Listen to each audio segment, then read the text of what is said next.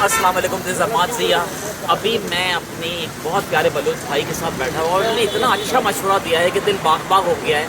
मगर इस मशवरे पे अमल करते हुए डर लग रहा है। अब देखें भाई, आप क्या कह रहे थे?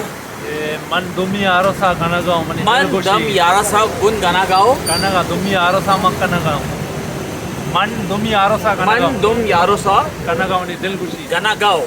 भाई इसका मतलब क्या हुआ? हम दूसरे शादी कर रहा, मेरा दिल बोल रहा है। हम दूसरी शादी कर रहा हूँ, हमारा दिल कर रहा है। ये मेरा दिल नहीं कर रहा है, ये इनका दिल कर रहा है। ये पहले ही मैं दसी कर दूँ। ये हमारे बसिंजो भाई हैं और अदनान भाई जो बड़े मुस्कुरा रहे हैं, वो कह रहे हैं मैं तो जाते ही दिखाऊंगा और मैं फ़ोन पे लग रहा हूँ। तो जाते हो एक बात ज़रूर कहते हैं, आजकल पाकिस्तान के हालात ऐसे हो गए हैं, तो जो बंदा करना चाहे, ये मैं अपने लिए नहीं कह रहा हूँ, ये अदनान भाई के लिए कह रहा हूँ, ठीक है?